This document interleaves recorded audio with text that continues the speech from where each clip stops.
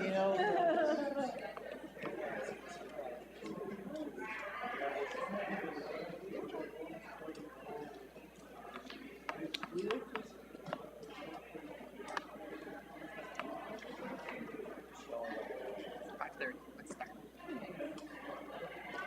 Okay, we have a lot to cover this evening, so What's going on out there? Is there a party or what? we are going to start out tonight with a couple of presentations before we go into our first committee meeting. So I would like to welcome Joe Gambino, who's here from Hometown Health. Yep, we're starting the show. He's here to talk to us about Hometown Health this evening. He's gonna make over 100 grand. So I will turn the floor over to him. Well, first of all, thank you for allowing me a few minutes of time here today. Buck and a half. My name is Joe Gambino. I'm the CEO of Hometown Health Centers. I've been at Hometown now for it's about 10 years. I've been the CEO for 8 years, and I started there as a development director a number of years ago, and quickly went into operations, and then was named the CEO of the center. The reason I'm here, though, is because in my time at Hometown, I can't say that the organization itself had a real engagement with the city, other than we appreciate you plowing our streets and doing all the things that you do to be helpful as city government.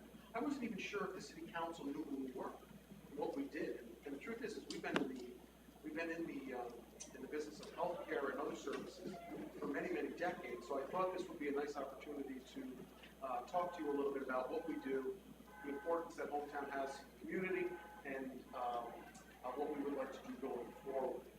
It actually started in the, just so you know, I know there are a couple of you who do know who we are.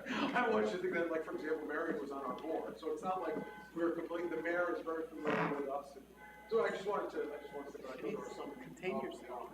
We're actually physically located in Schenectady at the corner State and Brandywine, which is by the Rite Aid, or literally right next to the Trustco Bank. But our roots started at the Carver Community Center. In the early 70s, Dr. Hendrik Rosendahl, which is a local physician, a name I'm sure some of you may be familiar with, he actually started our practice in a single office at the Carver Community Center. He realized that there was a need in that Hamilton Hill area for access to health care. The good work that Dr. Rosendahl did turned into a federal urban grant in 1979, which we were able to provide more services in that particular community. In '86, Carver went to the Horace Mann School, which is on Craig Street, which I think the community development owns now. I think that's but we were there for almost 20 years until we moved to where we are today. It's a picture of the health center, which is again on State Street, right in the corner there at Brandywine. 2005, end of 2005 was December, so it was almost 2006. We moved into Hometown, which is where we are today.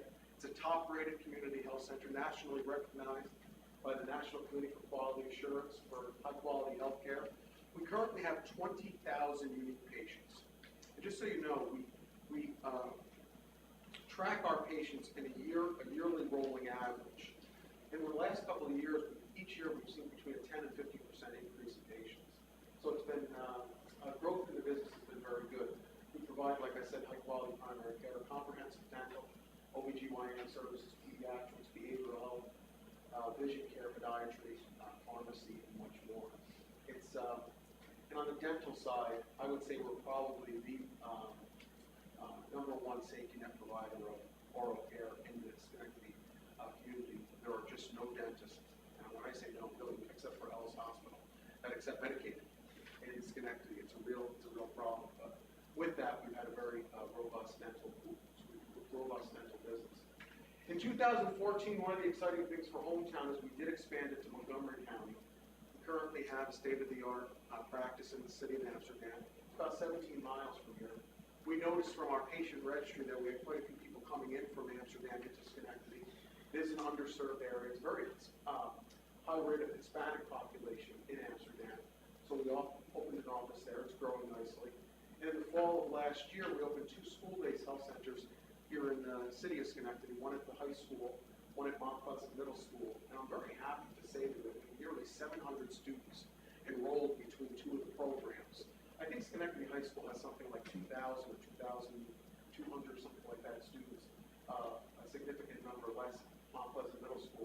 actually bringing the healthcare to students in school is very important. It's very convenient for parents too, because sometimes kids just don't have health issues that are very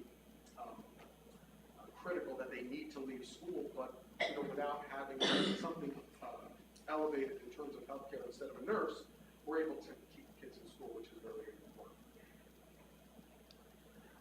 Also, in the winter of last year, we brought on a new pharmacy partner with it's called College Hometown Pharmacy. It's an independent pharmacy run by Albany College of Pharmacy and Health Sciences. It's actually a student-operated pharmacy, which Albany College of Pharmacy considers practice ready, bringing the students into the pharmacy, supervised by a registered licensed New York State pharmacist, but actually providing care, providing medication therapeutic management services to our patients is really very helpful. And we also realize with the volume of patients, because it's somewhere around between 250 and 300 a day, having LabCorp on site was also very helpful, because instead of having the individuals come to hometown, go to another site, they're able to get their lab services right on site at the State Street facility. Our newest offering is something that we've started because of the demand that we've seen in the city. I'm sure to many of you this is not going to be surprising, but we're offering telepsychiatry services now. We currently have a Spanish-speaking psychiatrist who is New York licensed, but actually physically operating out of Puerto Rico, beamed into our health center 4 days a week, providing psychiatric services to our population. There is a great demand for behavioral health and mental health services in the city of Schenectady, and actually in the county of Schenectady. And we were noticing that when people would come in for a regular medical visit, they had a number of underlying issues that were contributing to some of the expense that was driving their health care. And we're now able to provide more behavioral health and mental health services to this very vulnerable population. Our mission is simple. It's what you would think it would be. I'm just going to take a moment here to read it to you because I think it's very important, because it explains everything that we are. Hometown Health Centers helps people.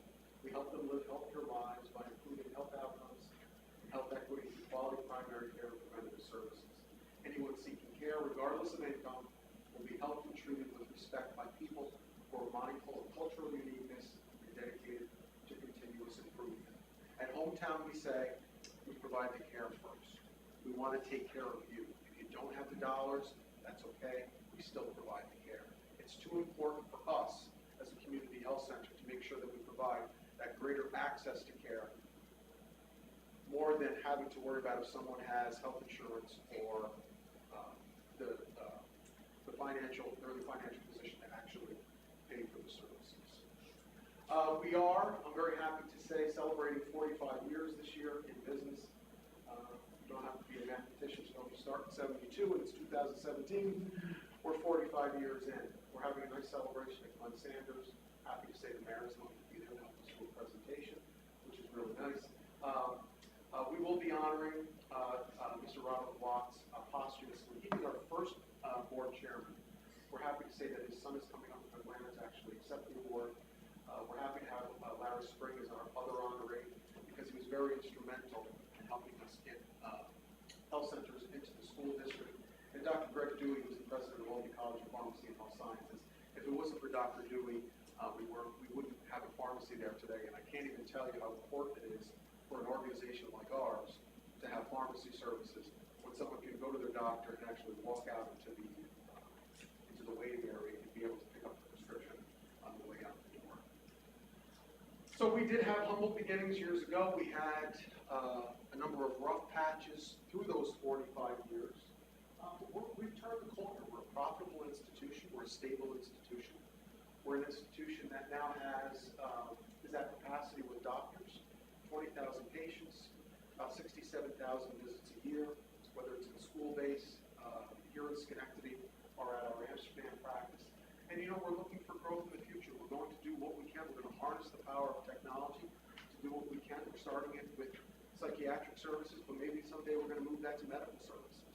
I don't have to tell you, I'm sure many of you are familiar, it's not easy to hire a doctor. They have a lot of very competitive environment, they're in demand, and they're pretty choosy. So in order for us to stay competitive and make sure we can bring that care to our patients, we have to think outside the box. So we can't have a doctor physically in our office. There isn't any reason why we can't have that same knowledge being through with the help of technology. Finally, a little cartoon for you to laugh at. And with that, I thank you again for your time. If there are any questions, I'd be happy to entertain them at this time. Any other questions? Yes. So you didn't mention too much about any preventive services or educational services you have dealing with the population. Just I know that some people just use it as just, they get an emergency as opposed to having a healthcare team. I didn't do it, Marion, because I didn't think I had the time. But I can tell you, without getting into the weeds of DISRIC, which I'm sure many of you have heard, it's a New York State program. It's a multi-billion-dollar program to help case manage a large Medicaid population. One of the tenets of DISRIC is to provide the community health workers, patient navigators, case managers, and to broaden the collaboration and partnership between organizations to make sure that the patients we're serving are getting complete care. Now, and the way I know how to explain this that I find people easily understand is we do a great job on the primary care side. We can take care of the patient who walks through the door. The hospital does an excellent job on the ER side or the inpatient side. What happens is the breakdown in the middle. Patient goes to the hospital, gets an appointment but doesn't show up.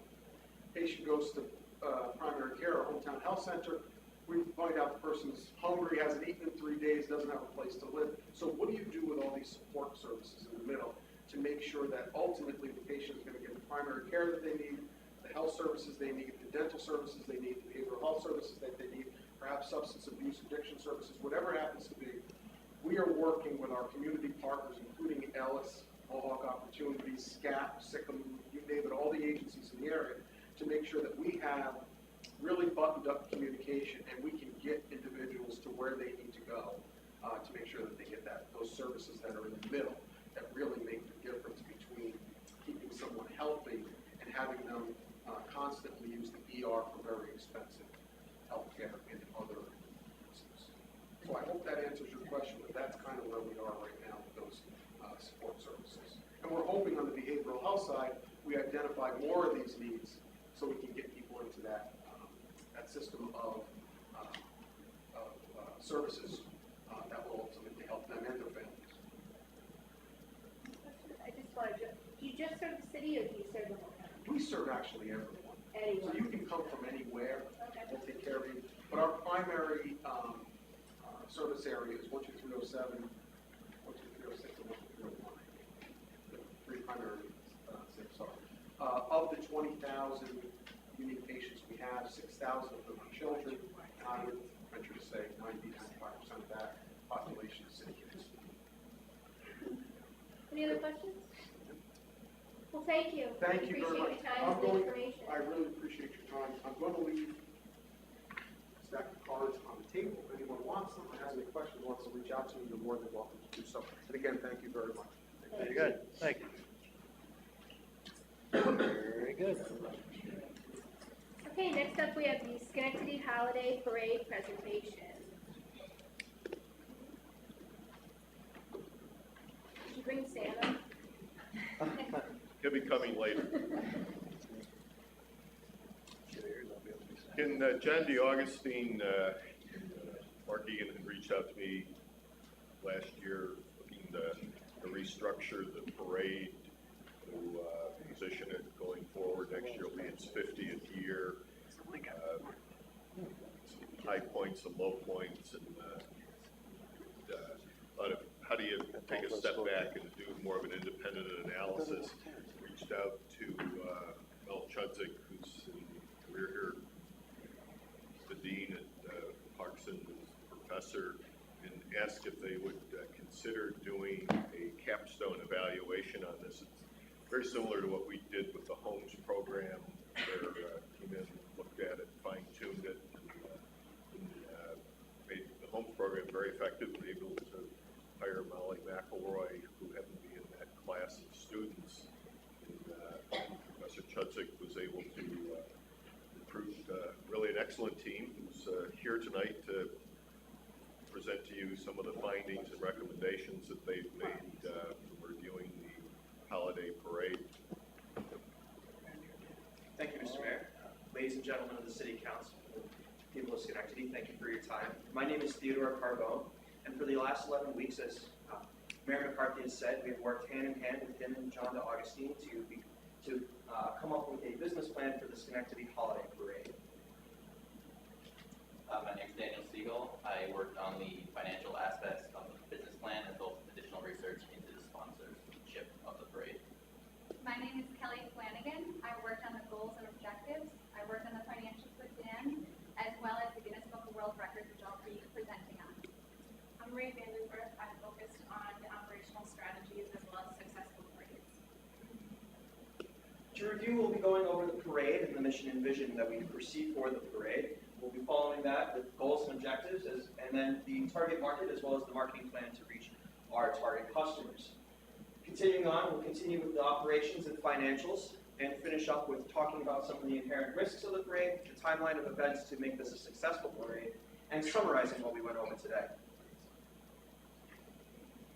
This year, we're celebrating the 2017 Holiday Parade. This is put on by the City of Schenectady as well as the Daily Gazette. The date of this parade is November 18th at 5 o'clock in downtown Schenectady. We're excited to announce this year's theme is the Holiday Parade of Lights, in correlation with GE's 125th anniversary. Our mission is clear and concise. The mission of the Holiday Parade is to promote Schenectady economically, socially, and culturally. The vision is to be uniquely different from any other parade in the region. Now, how are we going to obtain that? We've come up with some goals and objectives. We're looking to increase the attendance and the target market, while highlighting downtown Schenectady's businesses, cultures, and social events. Now the exciting part, our new parade features for 2017. We are looking to involve the city parade in the Guinness World Records attempt. This attempt is for the most LED lights lit simultaneously. The current record is held in Las Vegas, Nevada by the University of Nevada from 2016, and it holds 1,590 lights. We're looking to exceed that goal with 2,500. What's going to happen is everyone in the audience is going to receive an LED flashlight like this. We're suggesting that a firework be lit off to signal everyone to light their LED flashlights. Their flashlights are then going to remain on for 5 consecutive minutes. At that time, we'll have an on-site judge that will determine that there is a new world record. We're also looking to add 2 more events. Before the parade, we're looking to incorporate families into a family activities event, as well as displaying local businesses by having vendor booths. The site is to be determined. And then after the parade, we're looking to hit a new target market and reach 21 plus in an after parade event. One of the advantages of the parade is that it's unique because it's the only holiday parade in the capital region, and it's also the kickoff to the holiday season in the region. So it's going to be the destination that people who want to get their festivities underway are bound to come to. We also think that we'll have an increased attendance by having the events before and after the parade. Instead of just being a 2-hour parade that they'll come to and then go home, it's going to be an all-day event that people want to come to with their families and spend time in the city and possibly frequent at the local businesses. In addition to the parade itself, there will also be 2 products produced. There will be the flashlights as part of the Guinness World Record. There will be small unengraved flashlights which will be produced and distributed as part of setting the record, as well as a medium-sized flashlight with a commemorative engraving that will be sold so people can buy it and improve it, and that's a way to make some revenue as well. There will also be coupon calendars which will be produced by the Daily Gazette. Those will be distributed to the schools and sold by the schools as part of gaining revenue so that they can help offset the cost of sending their bands to the parade. When researching the holiday parade and finding the target market, we came to the conclusion that the Albany, Schenectady, Troy metro area would be the perfect size for the target market of this parade.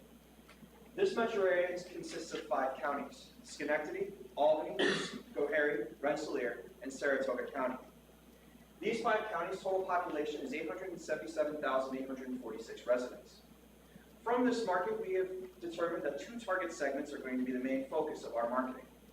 Those families with children under the age of 18, which according to the 2015 ACS survey done by the U.S. Census Bureau, makes up 24.6% of the total population of this metro area. Additionally, we'll also be targeting non-family residents that fall within the 21 to 34 age bracket, which make up 20.3% of the total population. To target our customers, we'll be using a combination of digital and traditional marketing methods. On the digital side, we'll be leveraging the power of social media through targeted Facebook ads to target the residents of this area. Additionally, we'll also be using geo-IP-based retargeting to keep top-of-mind brand awareness, while the residents of the Albany, Schenectady, Troy metro area are browsing their favorite sites, they see advertising for the holiday parade and the other events leading up to it, to keep in mind that the city of Schenectady is always thriving. On the traditional marketing side, we'll be using TV, radio, and print to increase our exposure, along with sponsorship marketing, to showcase not just the parade, but also the businesses that are helping support this parade. The sales process for the parade itself will be very minimal because there are no tickets sold to the parade, and we don't plan on selling any tickets to the event before the parade. However, there will be event ticketing for the 21 plus event after the parade, which we'll go into some further detail later in this presentation. The operational processes contain key elements that will bring value to the parade, the main value being the entertainment portion, and additional value being brought by the increased spending and traffic brought to local businesses, as well as highlighting the culture of Schenectady. 2 major processes that are involved with the parade are the planning processes before the parade happens, as well as the execution of the parade the day of the event. So the executive committee, which consists of John Augustine from the Daily Gazette, as well as members from Schenectady, Mayor McCarthy, Curtis Beekman, and Rachel McGrady, will be heading the executive committee, and they'll really be tasked with overseeing the planning processes. And these planning tasks include securing sponsors, participants, executing the marketing plan, things of that nature. And then the planning process will be carried out by the parade manager, who would be Molly Knizzo from the Daily Gazette. The event manager would be tasked with overseeing the execution of the parade as well. And these tasks would include lining up the parade the day of the event, as well as setting up the locations and making sure that all participants are accounted for. There would be help from volunteers, as well as the Capital Region Chamber of Commerce, the Schenectady Police Department, Schenectady Signal Department, as well as the Schenectady Bureau of Services. As for past years, there are no tickets sold to the event itself. We would like as many people to attend as possible, and after having years of not having any tickets sold to attend the parade, instituting a ticket price would not help increase attendance. Instead, our main source of revenue will be sponsorship from local businesses. Based on past years, we've seen that there has been growth in recent years. From the year 2011-2012, there was a 68% sponsorship growth, and just last year saw a 27% sponsorship growth. So we hope that we can continue this growth and are shooting for a goal of 25% growth in sponsorship in the next few years. The chart on the left shows the sponsorship levels that we will be reaching out to offer to local businesses. Other than sponsorship sales, other sources of revenue include the parade participants themselves, which we hope will be increased due to the fact that there will be an increased marketing campaign, as well as trying to be part of the setting the Guinness World Record that more people will want to participate in the parade itself. There will also be the rental of the vendor booths at the pre-parade event as part of the revenue. We will also have VIP bleachers set up during the parade itself so that people can pay an extra price if they want to have a better seat during the parade. And the final source of revenue will be the sale of those engraved LED flashlights. On the other hand, there are several sources of expenses. We will have to produce the LED flashlights and the coupon calendars. We will also need to pay a cost to coordinate with the Guinness World Record record, so that there will be a representative from Guinness on hand during the parade itself who could verify that we have set the record. We'll also have to rent out to get the equipment for setting up the bleachers and having the vendor booths at the event before the parade. We'll also have a Snapchat geofilter during the parade itself that will have a cost. That will allow people who are at the parade to take pictures, kind of share them on social media with their friends, and kind of encourage other people to join and come and see what the festivity is all about. We'll also have to pay the cost of parade banners for those sponsors who give to the parade. And the final cost is the various marketing expenses that include Facebook, TV, and radio ads. So the goal of the strategies that we've talked about is to increase attendance as well as sponsorships and media coverage to the parade, as well as increase traffic to local businesses and really highlight Schenectady's culture and growth in the past few years. But with the parade, there are a couple of risks that these goals could fall short, and they include financial and reputational risks. So the strategic risks that are involved with the theme of the parade, as well as the world record-breaking attempt, and in addition, the events held before and after the parade, are really related to the attractiveness to the public and the quality of the events. We really want these events to be events that the city is excited about and people want to attend. There's always a chance that that might not happen. In addition, there's weather-related risks. Poor weather tends to deter people from coming to outside events. And in addition to that, sponsorships are really essential to the parade's function, and that can cause some uncertainty with the revenue coming in. And lastly are the new responsibilities and tasks that are associated with the strategies that we're proposing. It would be a new level to the parade and just ensuring that the volunteers and the people involved with the parade can handle that. But if those involved with the parade really communicate and stay on task and pay attention to detail, these would really reduce the risks and you'd be able to plan for them very well. Lastly, I'd like to talk about the timeline. Now, when you attend the parade, you believe, this is just a one-day parade, and you don't realize what goes into it. This is actually a year-round planning and marketing event that we have broken it down in layman's terms into 4 quarters. So the first quarter, you're going to develop the theme, and this is essentially done as soon as the parade's over, award ceremonies are hosted. You're looking at January, February, March to start developing the theme for the parade for 2018. Quarter 2 is the first committee meeting to get everyone on the same page and start planning and executing. Nice. Quarter 3 is going to secure the sponsorships, and quarter 4 is to execute the parade and events. To summarize what we went over today, we want the holiday parade to highlight Schenectady and showcase its growth economically, socially, and culturally. We want to take the holiday parade from a 2-hour event and turn it into an all-day event that will excite families and the residents of Schenectady. We want to use the marketing opportunities presented with the holiday parade to showcase a positive image of Schenectady, to showcase a city on the rise, and show that the electric city is shining bright. We want the Guinness World Record to be a point of pride for Schenectady, and to bring that friendly, competitive spirit with Schenectady and its sister cities in Albany, Troy, and Saratoga. And finally, we want to get businesses and residents excited about coming to Schenectady, to bring more customers to the local businesses in the area, and showcase these wonderful businesses that are coming to Schenectady. We'd like to thank you for your time, and now we'd like to open the floor to questions. Very good. Thank you for your presentation. Very good. So what are you looking at as far as the LED price point, the lights, flashlights? So we have it, and you can talk more too, but we have a full expense that we submitted to the city of Schenectady. But what we're looking at is a low price point, but then when we have the commemorative flashlight, that's going to help offset the cost of handing out to break the record.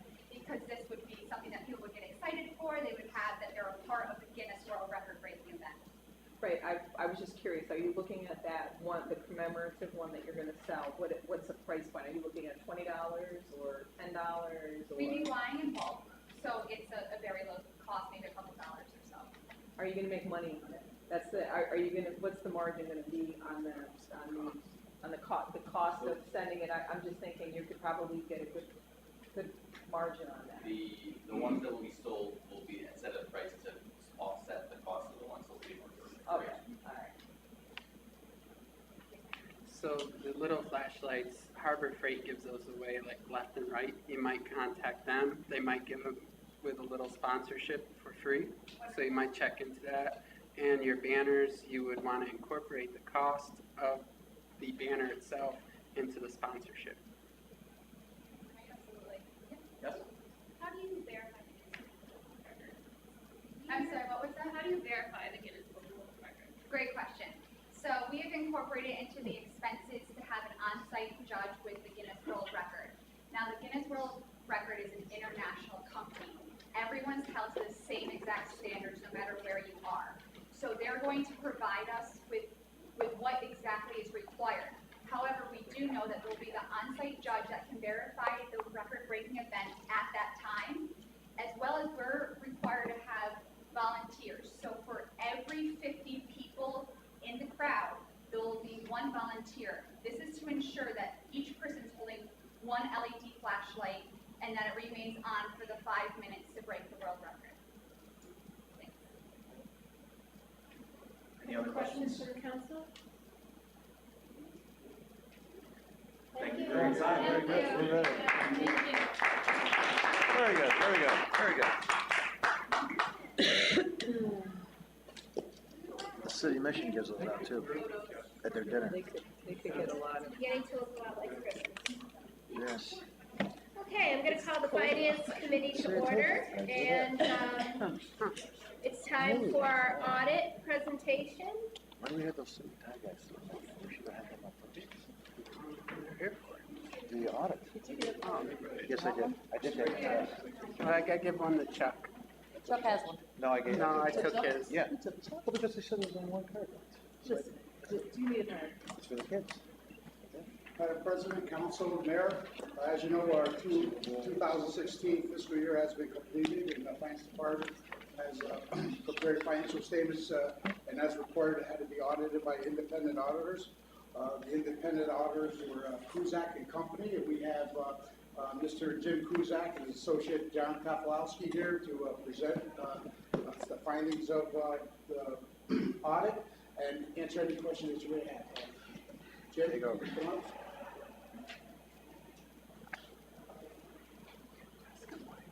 Hi, thank you for having me. Our job, as you know, is to audit your financial statements, to make sure there's no material misstatements. It's also to audit the compliance with laws and regulations related to your federal programs. So to do that, we spend the better part of 3 weeks on site with 4 accountants, going through first phase is your internal control systems, make sure you have good systems, good documentation. That's phase 1. And then we plan for the year-end audit, which phase 2 is really auditing the balances that are presented to us in the AUD that's prepared internally to summarize your internal results of operations for December 31st, 16. I have to say that the city is extremely well prepared for the audit.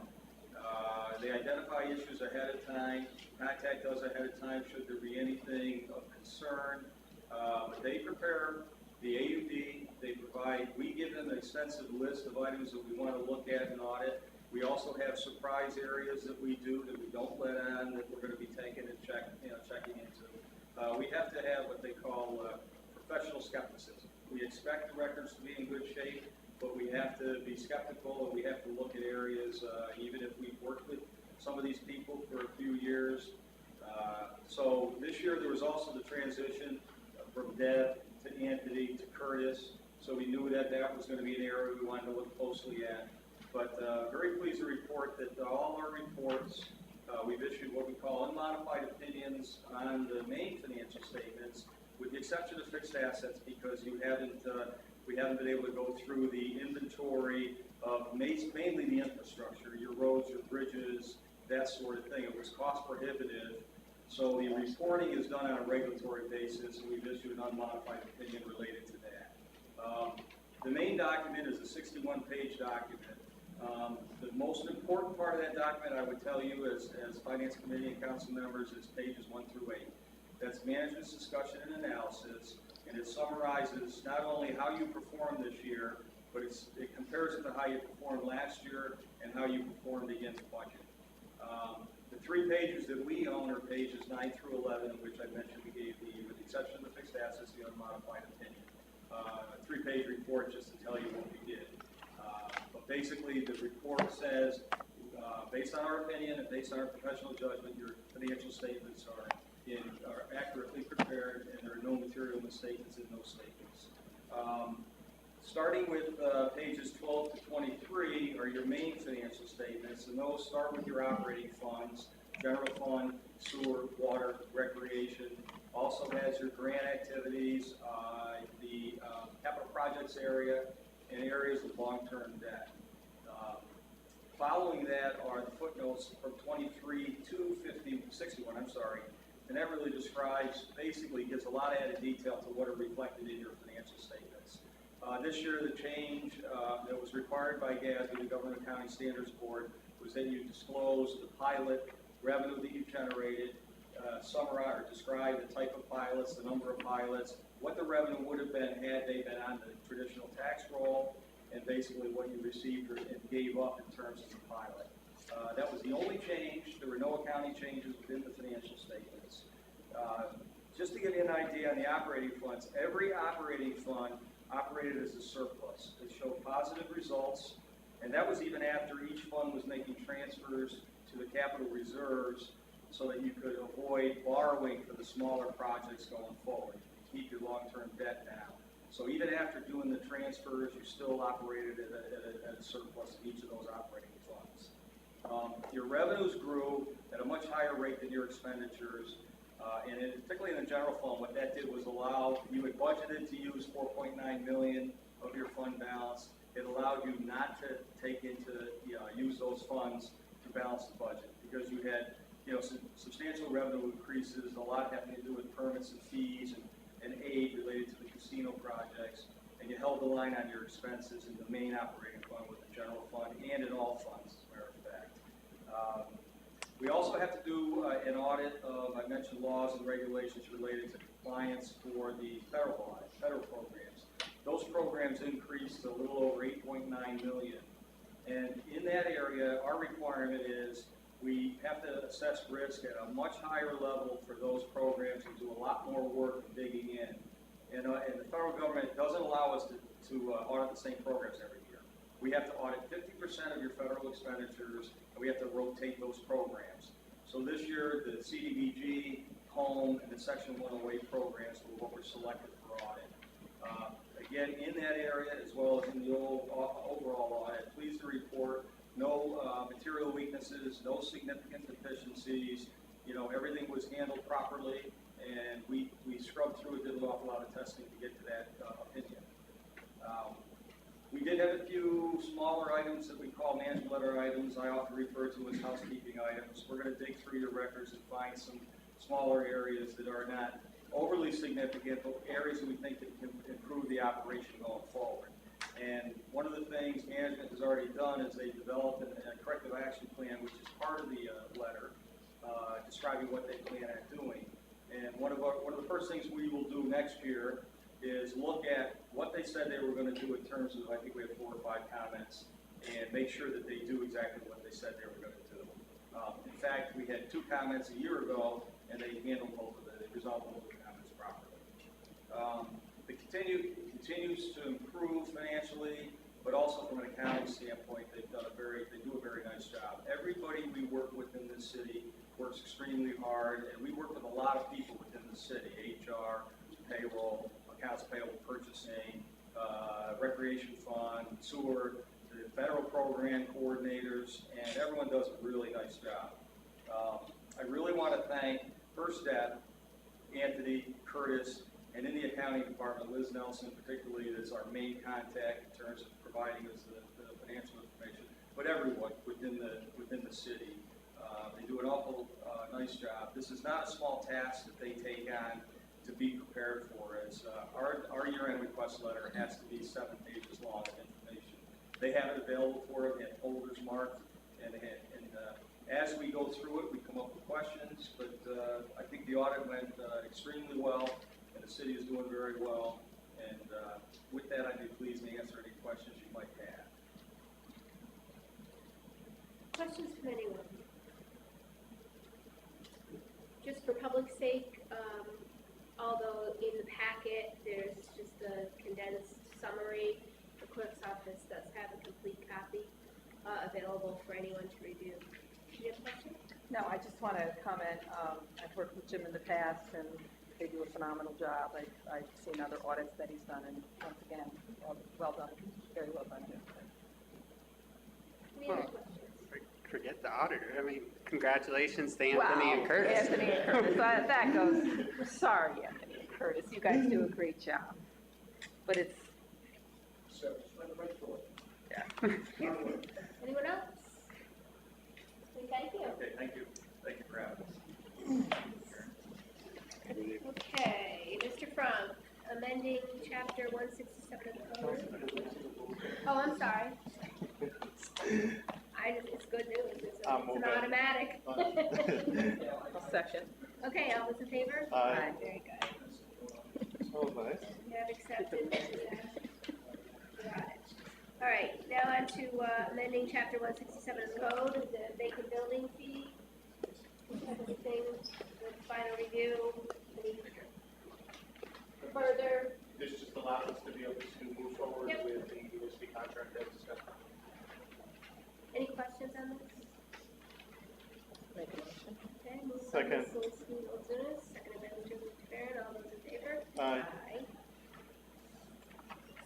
And waiving the interest and fees from the Tabernacle Baptist Church and worship the King Ministry, and that's under Ms. Walsh. Are you handling it? Well, I think I just got a message from Rachel Ward saying she's pulling together a little bit of extra information for this, and it can come down in 10 minutes. And give that to the council for push this next. Is that all right? Okay, then I'll ask for a motion to recess the Finance Committee. Second. Got that, all those in favor? Aye, very good. Okay, call to order Health and Recreation, one item, agenda item, the final review for amending chapter 186 to allow setting cricket fees by resolution. Will you speak to that? I'll speak to that, and one thing about this, at some point this was switched from parks fees to the title, say, cricket fees. The way the legislation has always been written, including the call for a public hearing, is that the plan was to make all parks fees set by resolution, not just the cricket fees, which is what I would propose to move forward with, and what the legislation to the clerk's office was written for. So you want us to amend this so that park fees, not just cricket fees? Just whatever, what passed out of committee originally was about parks fees, Okay. and moving forward with the other. This is a typo on our office's part. We picked up, the original request was cricket fees, and as Mr. Valentico saying, it was changed, and we didn't pick up the change in the title. So when we have it for Monday, it'll have park fees, right? Any other questions or? So, You just add this. Do you want to do more? we have to amend it first? Once it No, gets it's amended, a typo. I would recommend. He said that's a typo. Well, it's a typo is on the title here, but there's nothing wrong with the legislation itself. This Right. is just for what is gonna be the title. But you should, I would recommend you also pass a resolution, and then what we can do is say that the fees will be continued as what they were in the code, unless there's a specific couple that we're gonna be ready to change on Monday. That way we'll have something officially setting the fees on Monday after the legislation is changed. Okay. So we do need to amend to add that. Just pass this and a second resolution. Okay. All right. So, to pass this one? Yes. Second. All those in favor? Aye. So we need to And then you want the resolution. Setting the park fees. Okay. I'll move that. Second. All those in favor? Aye. Okay, is there anything else to come before Health and Recreation? Move to adjourn. Second. All those in favor? Aye. We're adjourned. Thank you.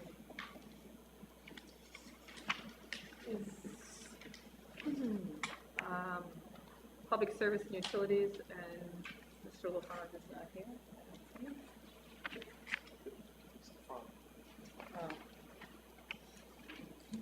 I think Paul's supposed to do it, or you do? Well, all we're doing tonight is. It's just a crack and push. Right. Okay, so, there's a resolution in front of you, and this is to alienate Quackenbush Parkland. And it's going to be recreated additional parkland in Orchard Park. So there's the original consideration, which is in your packets, and a motion or question. I think we already discussed this at length. Yeah.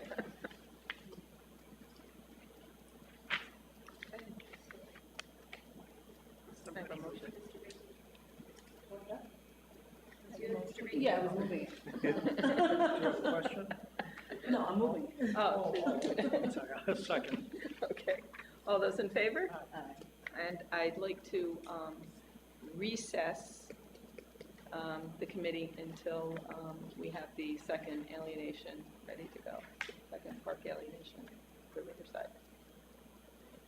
I'll move that. I'll second. Okay, thank you. All those in favor? Aye.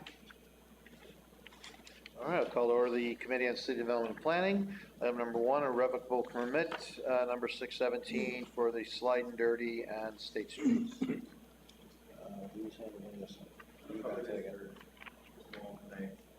It's just the signs for Slide Dirty at, over on State Street, by working State Street. It's 10 feet high, 2 feet wide, that's what a lane sign should be at. To be minimum 8 feet, above ground. Approved by, Development Department, approved by engineering, and the approval of the local. Any questions? Looks Motion? good. What? Looks good. Looks good. Motion? I'll move it. Ms. Porterfield, Mr. Rivera, second. All in favor, say aye. Aye. Thank you. Item number 2, proposed amendment to the City of Schenectady 2016-17 action plan. Mr. Frank, I think you're up on that.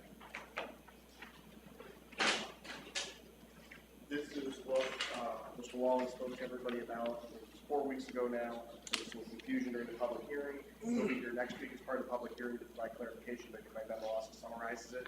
This is taking $150,000 of what had been put in paving money. We were able to secure other paving funds to fulfill the aggressive schedule that we set.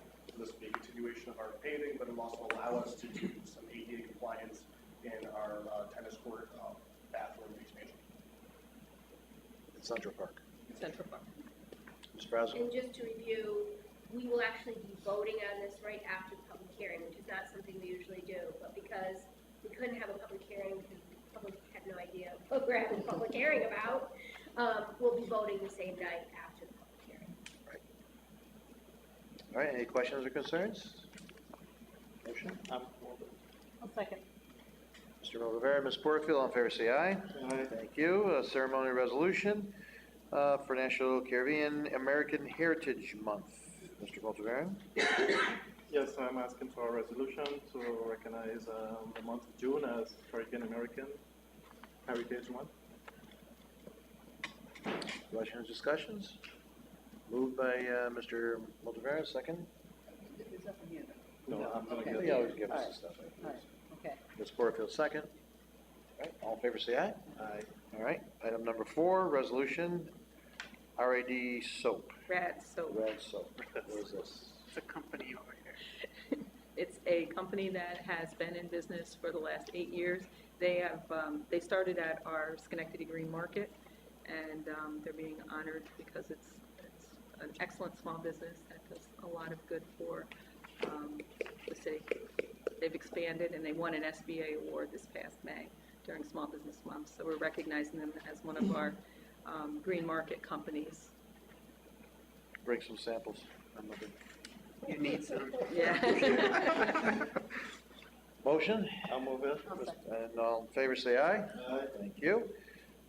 The next one, Mr. Palmetti, National Beauticians Day. Yes, this is to recognize the Paul Mitchell School over here in downtown, one of the major successes of small businesses in the city, as well as a major success of Metroplex.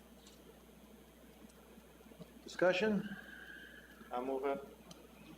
Second, Ms. Porterfield, all in favor, say aye. Aye. Thank you. Resolution number 6, resolution calling on President of Congress not to cut Medicaid, Medicare, and Medicaid. Mr. Coleman. Yes, the proposed budget that is now out, we have a number of people within the city who rely on Medicaid and Medicare and will be harmed significantly. About $113 per month cut in Medicare, a $43 per month increase in medication and medical device costs, as well as a reduction per Medicaid recipient of roughly $8,200.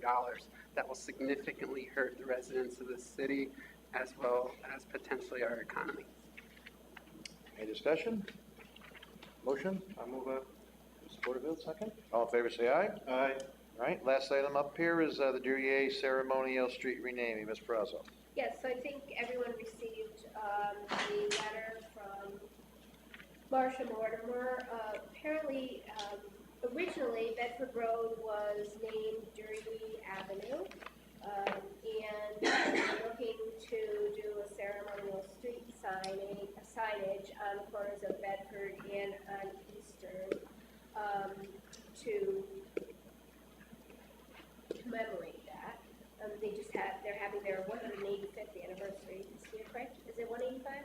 180. 180. Give them 5 years. Their 180th anniversary, so certainly they've been a cornerstone of the city for many, many years. So I'm just bringing this to the table. She asked for your consideration in bypassing our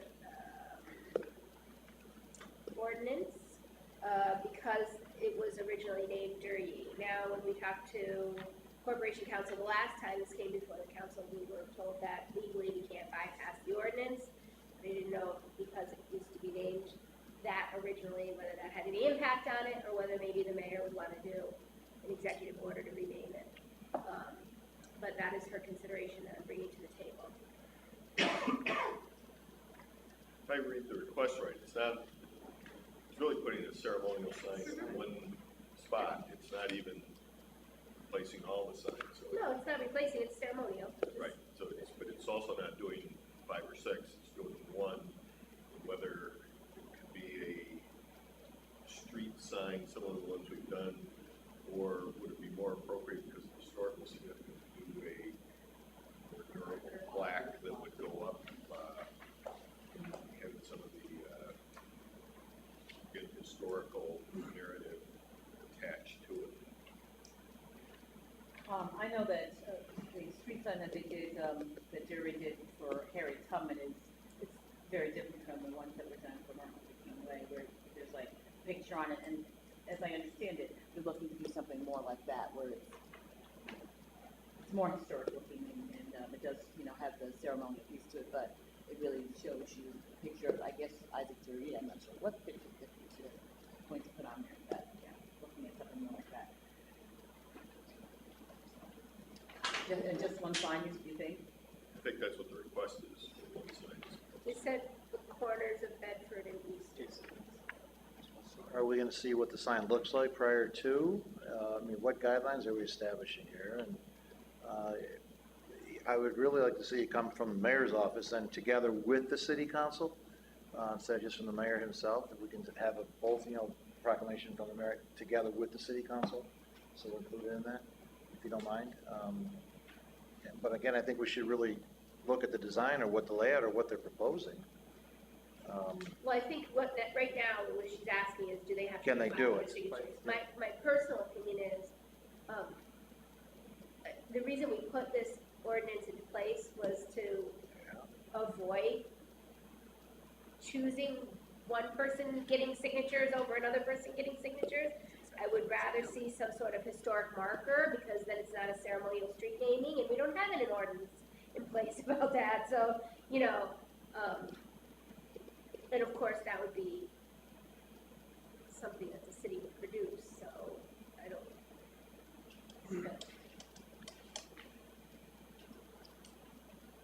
Is that something, well, we could certainly ask that question.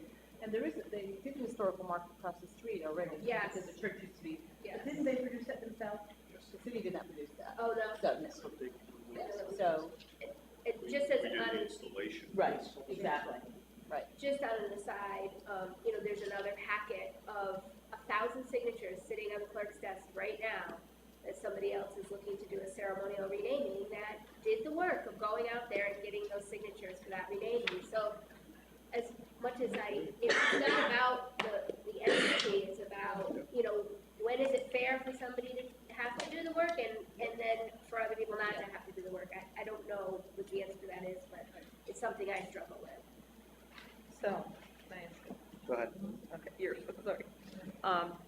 So is it possible to, just get a historical marker as opposed to, naming the street without the 500 signatures?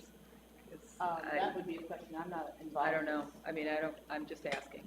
But I think it's something, it's worth talking to, I guess, Marcia and Mr. Hombach.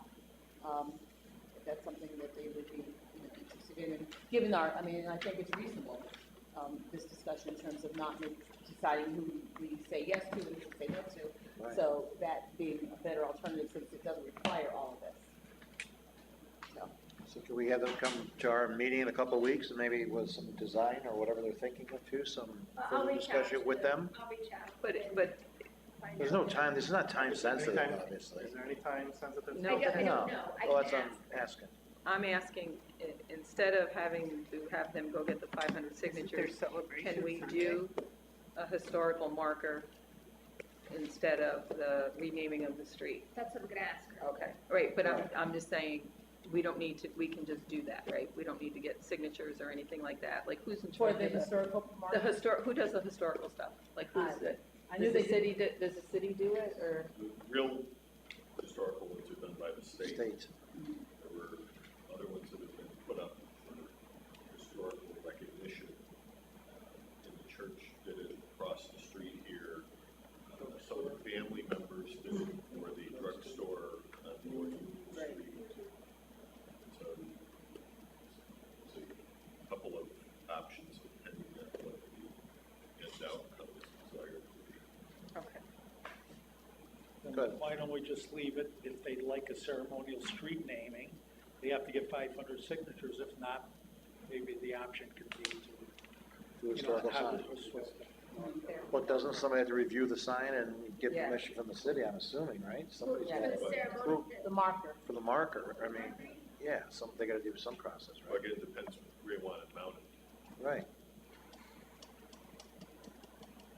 All right, so we're gonna hold this, you're gonna make a phone Right call. away, it has to come to the city, and if it's on his lawn, then they can do anything they want. Well, not Like we necessarily. do with campaign signs. Yeah, those are different, Vince. We have exclusion for that. All right, so we're gonna hold this? Put it on for 2 weeks. Yeah, let's just hold that. Okay. All right, very good, she's gonna get in touch. Anything else come before us before I called for this committee to go into executive session? Nothing for the public? We want to recess and go back to finance. Oh, Rachel's here. Okay, Rachel's here. All right, so motion to go into recess, if you don't mind. Ms. Porterfield, second, Mr. Mullivan. All in favor, say aye. All right, and you're back. I'll call the finance committee back to order. We're talking about waiving interest fees for the Tabernacle Baptist Church and Worship the King Ministry. Okay, I just wanted to, Kelly's helping me out with this, and Kelly's our new attorney in the law department, so I just wanted to introduce her. I'm gonna call Kelly and everybody. This is Kelly Walsh. He started with us, I don't know how long ago. A month ago? Okay, so I just wanted to bring her on so she could meet everybody, kind of introduce her into this, But, we're working on, as you know, every foreclosure season, we kind of have these not-for-profits, we kind of discussed the other day. Tabernacle Baptist has $4,000 in interest and penalties that they're hoping the city council will waive. That's on their water and sewer bill only. And I'm sorry, the other, Worship the King has about $14,000 that they owe, $4,000 of an actual tax bill and $10,000 in interest and penalties. I haven't been able to, I have to actually break that down into what goes to water and sewer because it's kind of, how we look at the bill, it's just all interest and penalties are lumped together. But because there's a tax bill on there, not all of that is attributed to water and sewer. So not all of that would be. So historically, when we've dealt with this in the past, it's been on the tax bill, correct? It's been on the tax bill, Because but- our nonprofits know that they have to pay their their water and sewer bill. That's not something we forgive them for. So we have one instance where they didn't apply for their Exemption. non-exempt status, and they've accrued taxes that they really technically don't owe, and then there's interest accrued on that.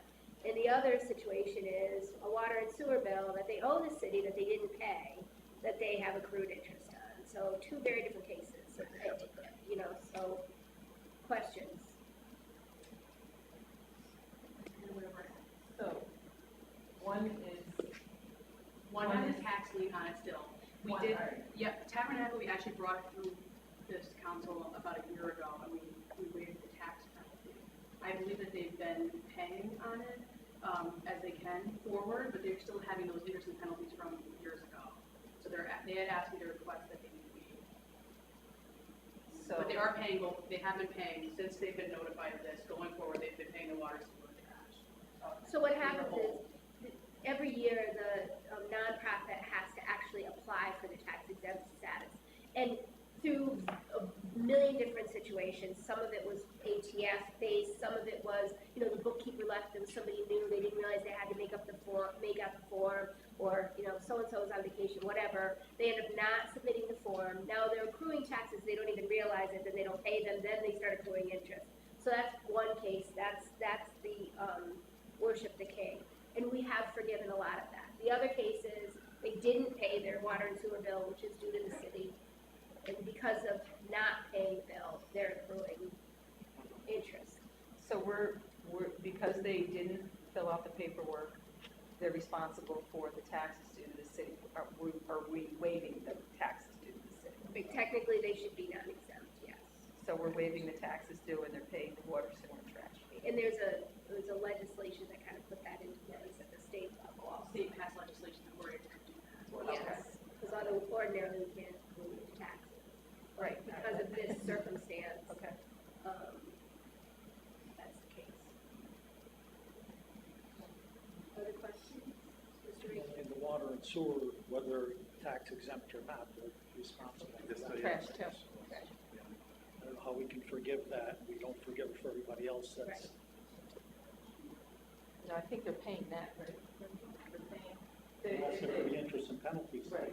That's the problem. So the reason I can't give you the exact amount under interest and penalties for Worship the King is because that tax bill is still on there too. The same way I did for Tabernacle. I don't know exactly what it is without the tax bill on there. The interest and penalties would be a little bit lower without that. So Tabernacle also has One taxes? We'll take care of that as part of, but that's why I can't give you the exact. We can take care of that part of the state legislation, but both churches are asking that the interest and penalties be paid. So that's why I'm presenting it, because we're kind of approaching the deadline for the foreclosure. And not that it's gonna be truly effective, but I want to be able to give them an answer. But we can break that amount out. Yes. All right, so can I make a motion that we waive the interest and penalties on each of them? And they're still gonna go forward and pay whatever, sewer, water, and garbage.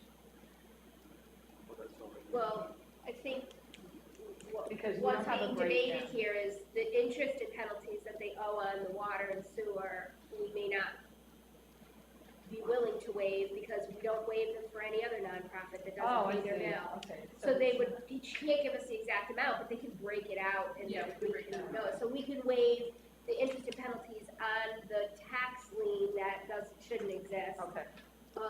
That's one option, or we can waive everything, or we can waive nothing, or, so. Other, It makes sense to waive it on the tax piece, but not on the water and sewer, because again, we haven't made that exception to any other not-for-profit or church, if you would. Or resident. Or resident, of course, yeah. Yeah. So that's kind of where I would okay, so the appreciate the motion committee. is that we waive tax liens and the interest that is associated with the tax lien only. Tax liens only. For both. Okay, so Kelly, you can reach out to them, and you'll let them know, so the old interest on the water and sewer will be waived. Did a fine job, So I Kelly, need look somebody at to that, huh? move that, I'll move it. Second, all those in favor? Aye. Thank you. Is there anything else to come before the finance committee this evening? Motion to adjourn. Second. All those in favor? Aye. Thank you, Commissioner. All right, and we'll go back into the Committee on City Development and Planning, and I need a motion. We have to do the special council meeting first, What special council? so don't pull it back in, because the way Chuck publicized it, it was before we went into executive session. Oh, So I'm going to call the Schenectady City Council to order and ask that the clerk take the roll. oh, this is not quiet. Yeah. This is not quiet. Mr. Tozier, Here? Mr. Mutavaren, Here. Mr. Palomini. Here. Ms. Porterfield, Here. Mr. Riggi, Here. Ms. Zaluski Wilzonis, Here. Ms. Carrazza. Present. And next I will ask that the clerk read the notice of the meeting. Council meeting called for a home rule request. Schenectady, June 1st. A special meeting of the Schenectady City Council has been called for Monday, June 5th, 2017. The meeting will be held immediately following the public sessions of the regularly scheduled committee meetings to consider a home rule request for the purpose of alienating parklands in Quackenbush and Riverside Parks for the building of a community center for the Boys and Girls Club and a new pump station respectively. Okay, we have one item under original consideration this evening. We actually have two items under original consideration. I'm sorry, go ahead. I also, I won't bother reading it if you don't mind, but the ordinance, the city law code requires that all council members be advised of the special meeting. I have receipts here from our email system, and that will become part of the minutes. Thank you. So we have two items under original consideration. Item number one, if the clerk would please read.